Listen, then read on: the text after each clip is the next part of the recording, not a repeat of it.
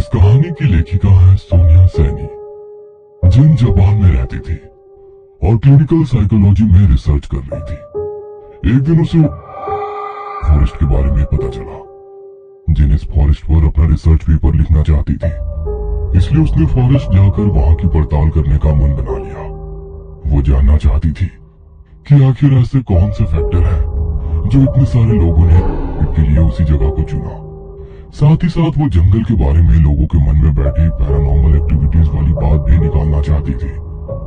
उसी रात जिन ने अपना सामान बांधा और जापान के माउंट फूजी की तलहटी में बसे गहरे जंगल की तरफ निकल पड़ी। जिन के साथ उसका असिस्टेंट चैन भी था।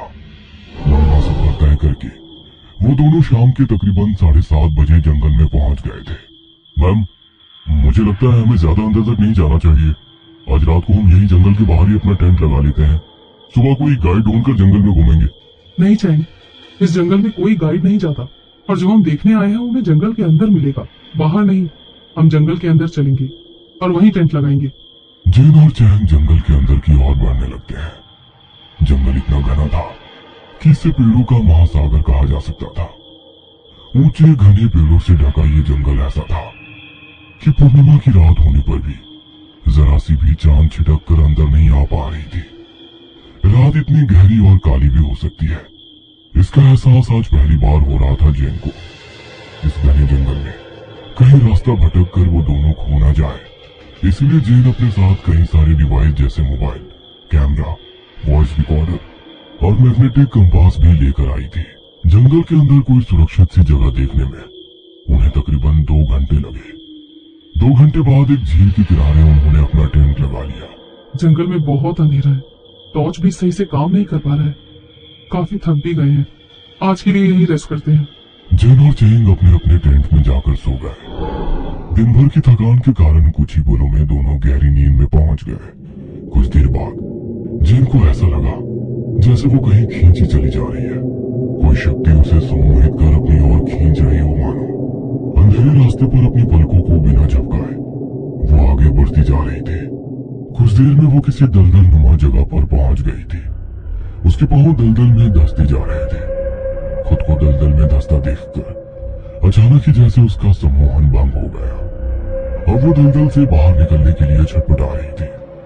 अचानक ही कीचड़ से 2 काले भयानक कंकाल नुमा हाथ बाहर आए और वे उसे और भी तेजी से दलदल के अंदर खींचने लगे। जेन अपनी पूरी ताकत लगाकर बाहर आने की कोशिश कर रही थी, लेकिन एक झटके के साथ उन हाथों ने उसे दलदल के भीतर खींच लिया। दलदल के अंदर जेन का दम घुट रहा था। उसकी सांस टूटने ही वाली थी कि अचानक हाँफते हुए उसकी आंख खुल गई। ओह माय गॉड, ये कैसा सपना था? जेन की सांसें अभी भी रोक रोक के चल रही थी। घबराकर जेन ने अपने टेंट में चारों ओर नजर घुमाई। एक जुड़ा चमकती हुई आंखों के अलावा टेंट में गुप्त अंधेरा था। उन लाल चमकती आंखों को देखकर जेन थोड़ा सकपका गई और उसने सिरहाने रखा टॉर्च उठाकर उस तरफ घुमाया तो उसे एक तकरीबन 4 फीट का साया बंद टेंट से बाहर जाता दिखाई दिया।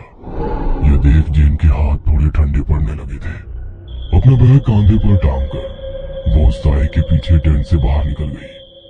कुछ कदम चलने के बाद अचानक वो साया गायब हो गया। जेन अपनी टॉर्च से यहाँ वहां तलाश रही थी, तभी एकाएक उसकी टॉर्च ऊपर पेड़ की तरफ गई। पेड़ के ऊपर एक छोटा बच्चा टांगे लटकाए बहुत ही गुस्से में उसकी ओर देख रहा था। बच्चे का पूरा चेहरा सफेद और निष्प्राण था। होठ नीले और आंखें अंदर को धसी हुई थी। जेन की नजर उससे टकराते ही वो बच्चा सीधा जेन के सीने पर कूद गया।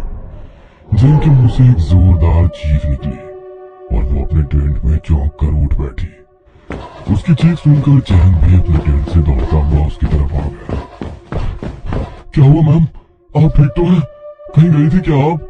मुझे बुला लिया होता। नहीं चैन, मैं तो अपने टेंट में सो रही थी।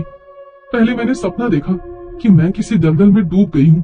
आँख खुली तो मेरे सामने एक छोटे बच्चे का साया खड़ा मुझे घूर रहा था। एक मिनट, क्या कहा आपने? आप सपना देख रही थी, तो फिर आपका पूरा ड्रेस कीचड़ में कैसे सना हुआ है? मैम, आप सपना नहीं देख रही थी, आप सच में दलदल में ही थी।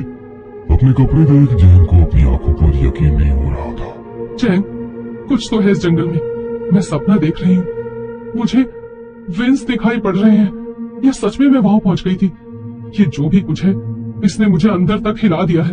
आप आराम कीजिए मैम, थोड़ा भी अजीब दिखाई दे तो मुझे आवाज लगा देना। वैसे भी सवेरा होने में कुछ ही समय बाकी है, उसके बाद शायद सब नॉर्मल हो जाएगा।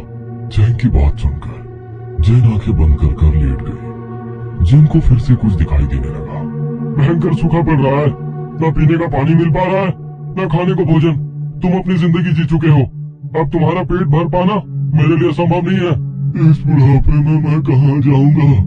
मेरे साथ ऐसा मत करो बेटा। तुम अकेले नहीं जाओगे, गांव के सारे बूढ़े एक साथ जंगल जाएंगे।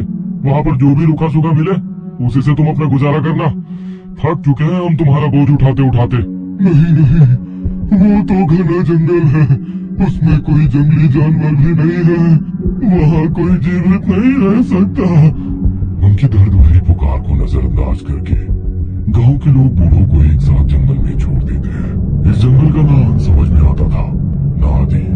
वे सभी भूखे प्यास से 3 महीने हफ्तों तक यहाँ वहाँ भटकते रहे। न उन्हें खाने को कुछ मिला, न बाहर आने का कोई रास्ता समझ आया। इन्हीं पेड़ों के आगे पीछे घूमते हुए रोते बिलखते उन्होंने एक एक करके अपने प्राण त्याग दिए। मैम उठिए, सुबह हो गई। चैंग, ये फॉरेस्ट मुझसे बात कर रहा है। ये क्या कह रही हो आप? जेन अपने सपने में दिखाई दी हुई सारी कहानी चैंग को सुनाती है। उन सभी के प्राण इतने दुख और बेबसी में निकले कि वही नेगेटिव एनर्जी इस जंगल में हमेशा हमेशा के लिए कैद हो गई। अब समझ आया कि ये जंगल कसर्ट क्यों है। सुबह तो हो गई है, लेकिन यहाँ तो सूरज की रोशनी भी सही से नहीं पहुँच रही है। दिन में भी जंगल में इतना अंधेरा है, इस जंगल की खामोशी अब मुझे भी डरा रही है। एक भी जानवर नहीं है यहाँ, इतना सन्नाटा है कि अपनी सांसें भी धोखनी सी महसूस हो रही है। कुछ अजीब सी मनहूसियत है इस जंगल में। अपनी टॉर्च उठा लो और चलो मेरे साथ, आगे बढ़ते हैं। वो दोनों जंगल में आगे बढ़ने लगे। बीच बीच में उन्हें पेड़ों पर एक वार्निंग लिखी हुई दिखाई देने लगी, don't leave the path. Ma'am, लगता है किसी ने पेड़ों से ये टेप बांधकर अंदर जाने का रास्ता बनाया है। चैंग और जेन टेप से बने रास्ते पर आगे बढ़ने लगते हैं। चैंग, कैमरा निकालो, वो देखो वहाँ कोई डेड बॉडी है शायद। आप यहीं रुकिए मैम, मैं पिक्चर्स क्लिक करके लाता हूँ। डेड बॉडी को देखकर चैंग कैमरा लिए टेप से बने रास्ते से बाहर निकलकर डेड बॉडी की तरफ बढ़ने लगता है। लाश पूरी तरह सड़ चुकी थी। चैंग उसकी तरफ कैमरा फोकस करके फोटो निकाल रहा होता है, तभी लाश के हाथों में हलचल होने लगती है और लाश अपनी जगह से खिसक कर कुछ दूर पहुंच जाती है। इससे पहले कि चैंग कुछ समझ पाता, लाश का गला सड़ा सा हाथ उसके पैरों को खींचकर उसे तेजी से घसीट कर ले जाता है। चैंग की चीख और पत्तों पर चैंग के घसीटने की आवाज सुनकर जेन घबरा जाती है और चैंग की आवाज की दिशा में भागने लगती है। इस तरफ पेड़ ही पेड़ थे, कहीं कोई रास्ता दिखाई नहीं पड़ रहा था। एक जगह पर रुककर जेन अपना माथा पकड़कर जोर से चैंग को पुकारती है। अगले ही पल उसके कानों में एक धीमी सी आवाज गूंजती है। जेन घबराकर पलटकर देखती है तो उसके ठीक सामने वही सड़ी गली लाश अपने पैरों पर खड़ी हुई थी। लाश के शरीर का मांस लगभग गल चुका था, जगह जगह से उसकी हड्डियां नजर आ रही थी। लाश जेन का गला दबाने के लिए हाथ उसकी ओर बढ़ाती है, लेकिन जेन उसका हाथ झटक कर तेजी से दूसरी दिशा में भागने लगती है। भागते भागते जेन एक बड़े से पेड़ के पीछे पहुंच जाती है। वहां उससे पेड़ की ऊंट में छिपा हुआ चैंग दिखाई देता है। चैंग, तुम यहाँ? ओह थैंक गॉड, तुम ठीक हो। यहाँ कोई है, बोलो मत, चलो मेरे साथ। जेन हैरानी से चैंग के पीछे पीछे चलने लगती है। मुझे कहाँ लेकर जा रहे हो? क्या हुआ? सच दिखाने। क्या क्या बोल रहे हो? कैसा सच? कुछ दूर चलने के बाद जेन के सामने वही कीचड़ से भरा दलदल था जो उसने सपने में देखा था। ये तो वही जगह है जहाँ मैं सपने में आई थी। चैंग, क्या दिखाने लाए हो यहाँ? तुम्हें हो क्या गया है? अचानक जेन को सैकड़ों आवाजें एक साथ सुनाई देने लगती है। रोने, चीखने, चिल्लाने की आवाजें। जेन अपने कानों पर हाथ रखकर जोर से चिल्लाती है। बस करो, बंद करो ये सब, मैं पागल हो जाऊंगी। जेन के इतना कहते ही आवाजें एकदम से बंद हो जाती है। तभी जेन की नजर कुछ दूरी पर पड़े हुए चैंग के डेड बॉडी पर जाती है। चैंग, तुम तो मेरे सामने खड़े हो। फिर इतना कहकर जैसे ही जेन चैंग की ओर देखती है, चैंग का चेहरा बिगड़ने लगता है। उसकी गर्दन कड़क की आवाज के साथ दूसरी दिशा में घूम जाती है। हाथ पैर भी एक एक करके अपनी जगह पर ही मुड़ जाते हैं। पूरे शरीर पर जगह जगह कटे के निशान दिखाई देने लगते हैं। जेन को देखकर वो भयानक सी आवाज में हंसने लगता है। जेन का पूरा शरीर पसीने से भीग गया था। डर से उसकी सांसें उखड़ने लगी थी। वो तेजी से वहां से भागकर जंगल में और अंदर पहुंच जाती है। मैं क्या करूं? किसी को मदद के लिए बुलाती हूँ। हाँ, यही सही होगा। जेन अपना मोबाइल निकालती है, लेकिन मोबाइल में कोई नेटवर्क नहीं था। वो बार बार लगातार अपना फोन ट्राई करती रहती है, लेकिन मोबाइल में नेटवर्क का नामो निशान भी नहीं था। थक कर वो अपना फोन जमीन पर पटक देती है।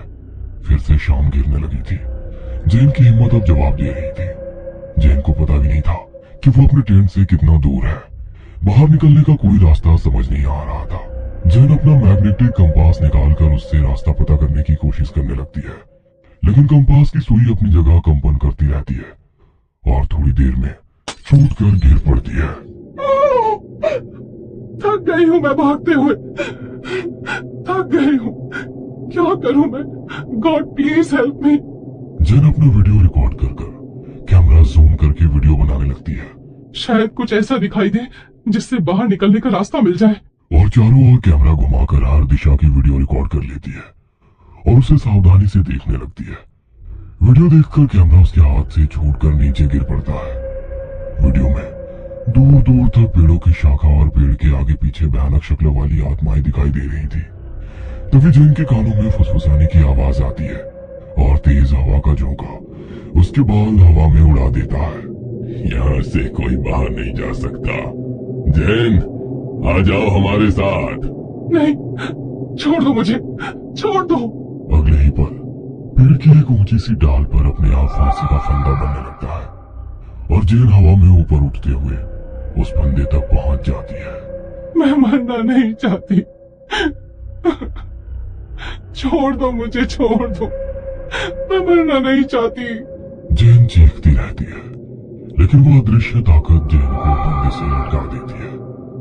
एक आखिरी चीख के साथ सब कुछ शांत हो जाता है और कुछ ही मिनटों में जेन का मृत शरीर फंदे से झूलने लगता है। पुलिस के आंकड़ों में फॉरेस्ट के नाम 2 और आत्महत्या दर्ज हो गई थी। कहते हैं जापान के इस जंगल में हर साल तकरीबन 200 लोग कर लेते हैं। क्या आप भी ये जंगल देखना चाहेंगे? ये कहानी आपको अच्छी लगी हो तो हमें सब्सक्राइब करें।